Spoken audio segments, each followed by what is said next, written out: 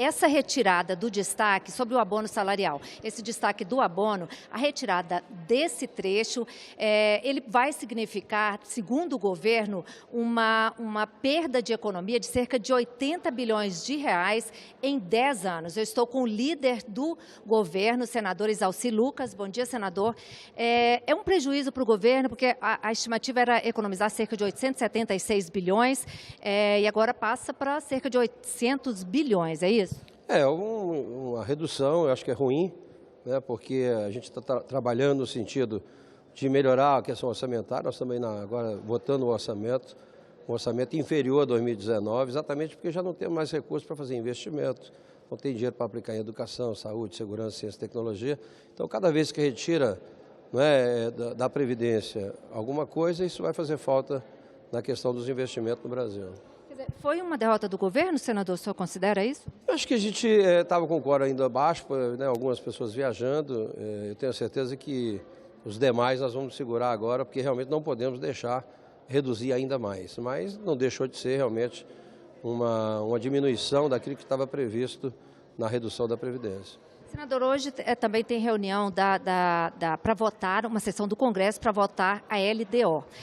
A LDO veio com essa previsão do governo aí de salário mínimo de R$ 1.040 no ano que vem. A oposição já disse que vai tentar mudar isso, tentar aumentar esse valor. Acho difícil, né? Na realidade, a LDO já foi votada por acordo na Comissão Mista do Orçamento. Normalmente, ela é aprovada no plenário sem modificações. Então, nós vamos votar alguns vetos hoje e depois votar a LDO. E já estamos trabalhando a questão da LOA, né, que já está na casa, já abriu o prazo de emendas. Estamos agora, inclusive agora no café da manhã, né, conversando com a Executiva, aproximando realmente a Comissão Mista do Orçamento, conhecendo melhor os programas dos ministérios, né, as indicações para emendas individuais, emendas de bancada. Então, a gente está interagindo muito agora com o Executivo, com o Legislativo, para poder melhorar o orçamento cada vez mais. Esse café da manhã que está acontecendo, que já é a segunda vez que acontece, é para mudar as regras de funcionamento da CMO, é isso? É integrar um pouco mais, né? O Executivo entender um pouco mais, o Legislativo quer conhecer também os programas de governo melhor, né? A gente precisa, eu, por exemplo, aprovei 2 requerimentos agora de audiência pública sobre ciência e tecnologia. Nos países desenvolvidos, quanto maior a crise, maior o investimento em ciência e tecnologia. No Brasil, ao contrário, nós estamos perdendo o orçamento já há 15 anos. O orçamento é menor do que 15 anos atrás. Então, a gente precisa conscientizar os parlamentares da comissão para mostrar a importância do impacto da ciência e tecnologia no desenvolvimento econômico. Nós não podemos trabalhar na comissão mista só com corte. Temos que buscar alternativas de aumentar a receita. Agora, a LDO foi aprovada pela Comissão Mista em agosto. Ela já tiveram algumas tentativas de votar em plenário.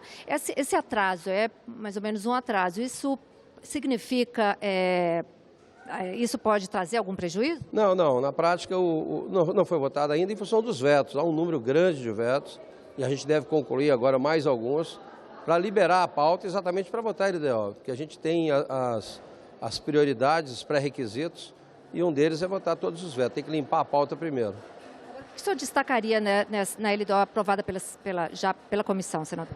Não, a LDO é evidente que nós temos algumas restrições para 2020, né?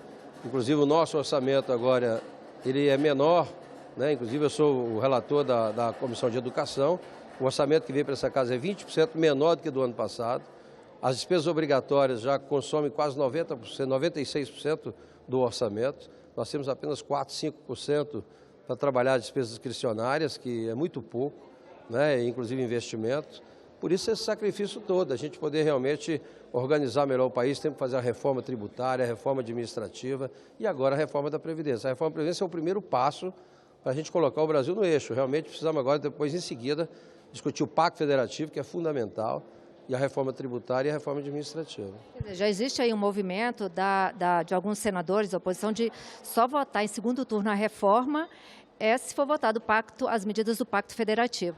É evidente que há uma cobrança, né? O Senado está cobrando que o Executivo encaminhe para cá, não é, as medidas do Pacto Federativo. Nós temos aí algumas emendas constitucionais que têm que ser votadas, alguns projetos de leis complementares que o ministro Guedes se comprometeu a mandar para essa casa. Então, é evidente que é uma forma que o pessoal está usando para pressionar, para agilizar esse processo. Realmente há uma preocupação com os estados e municípios, né? As pessoas já entendem a importância, as pessoas não moram na União nem no Estado, elas moram no município, então a gente precisa reforçar a questão do município e isso é a forma de pressionar, evidentemente, mas eu acho que a gente vai votar o segundo turno sem nenhuma dificuldade, né? A Previdência é importante, não é para o governo, é importante para o país.